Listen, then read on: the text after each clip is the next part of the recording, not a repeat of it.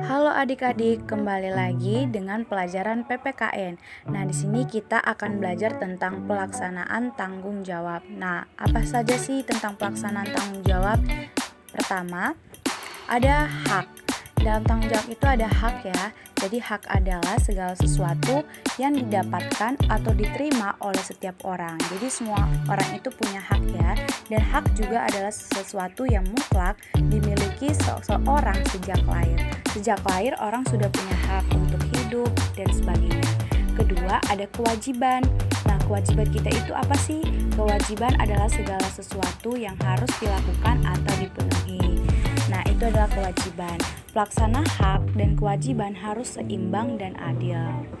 Dan berikutnya ada tanggung jawab. Nah, tanggung jawab apa?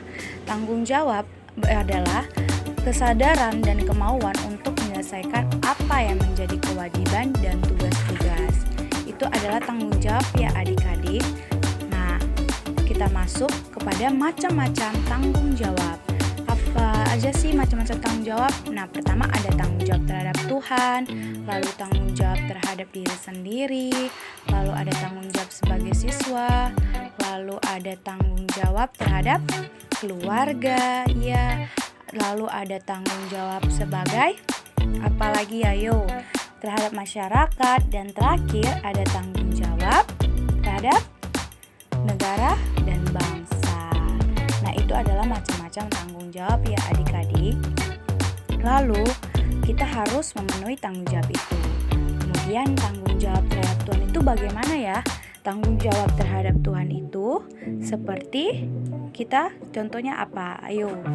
Contohnya kita itu beribadah kepada Tuhan, kita melaksanakan kewajiban kita dengan datang beribadah, kita datang ke masjid, menjalankan perintah-perintah dan menjauhi larangan, dan berbuat kebaikan atas nama Tuhan. Itu adalah tanggung jawab kita kepada Tuhan.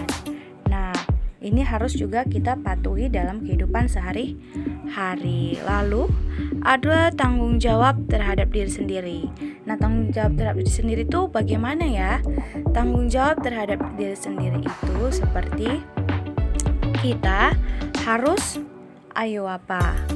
tanggung jawab terhadap diri sendiri itu menjaga kesehatan. Jadi kita harus menjaga kesehatan dengan cara olahraga, makan makanan sehat, dengan rajin mandi, seperti merawat kebersihan tubuh. Kita harus rajin belajar supaya pintar, meningkatkan keterampilan berkarya. Kita harus kreatif gitu. Lalu kita belajar mengenai tanggung jawab sebagai siswa atau warga sekolah. Tanggung jawabnya apa saja sih? Nah, tanggung jawab siswa terhadap sekolah itu menuntut ilmu dengan sungguh-sungguh. Jadi harus belajar dengan sungguh-sungguh. Lalu menaati tata tertib di sekolah, nggak boleh melanggar, menggunakan fasilitas belajar di sekolah dengan baik.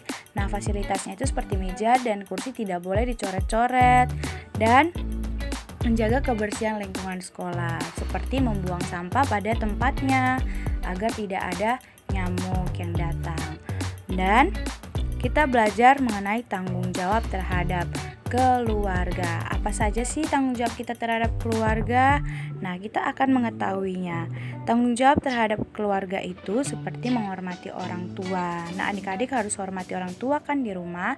Lalu lanjut kita merawat kebersihan rumah, menjaga nama baik keluarga, tidak boleh berantem juga menjaga nama baik keluarga kan.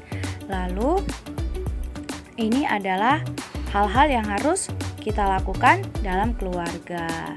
Nah, tanggung jawab terhadap masyarakat sendiri itu bagaimana ya?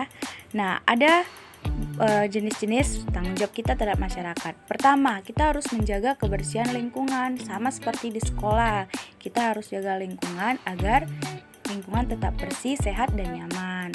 Lalu kita harus mengikuti kegiatan masyarakat. Nah, jika ada kegiatan masyarakat yang positif seperti gotong royong, kita harus ikuti ya adik-adik. Lalu kita harus hidup rukun dengan tetangga, menciptakan lingkungan yang damai dan aman. Itulah tanggung jawab kita terhadap masyarakat yang harus kita lakukan. Dan ada dalam buku tematik kelas 5, tema 4, halaman 31, di situ ada tentang petugas yang bertanggung jawab atas keamanan lingkungan. Kita akan belajar juga mengenai tanggung jawab terhadap keamanan lingkungan itu siapa ya yang berwajib. Nah, nanti adik-adik sebagai latihan bisa menanyakan kepada orang tua atau kakak abangnya untuk menanyakan siapa sih yang bertanggung jawab keamanan lingkungan. Nah, tapi ini akan beritahu sebagian. Pertama, ada petugas Siskamling sebagai sistem keamanan keliling seperti petugas ronda. Alasannya itu petugas ini mengantisipasi penanganan masalah yang ditimbulkan oleh gangguan.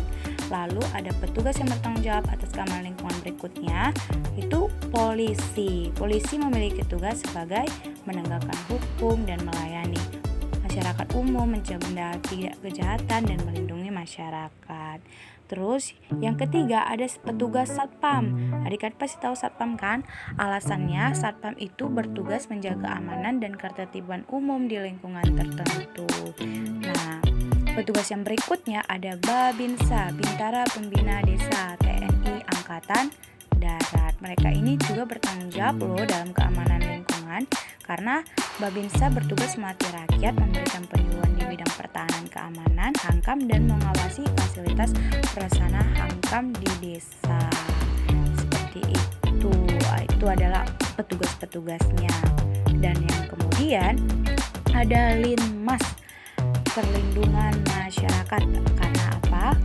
Karena mereka melaksanakan penanganan bencana, melihara keamanan dan ketertiban masyarakat dan kegiatan sosial, menjaga ketertiban keamanan saat pemilihan umum. Mereka bertanggung jawab loh terhadap keamanan lingkungan dalam pemilihan umum. Pasti adik-adik sampai sini sudah paham kan mengenai petugas-petugasnya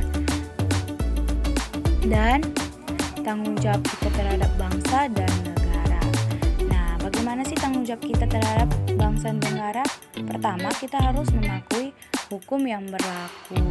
Hukum yang berlaku menaati seperti lalu lintas, merawat fasilitas umum, mengharumkan nama bangsa. Nah, itu adalah gambar atlet yang menang. Itu sebagian dari penjelasan tentang tanggung jawab ya. Adik-adik, terima kasih telah menonton.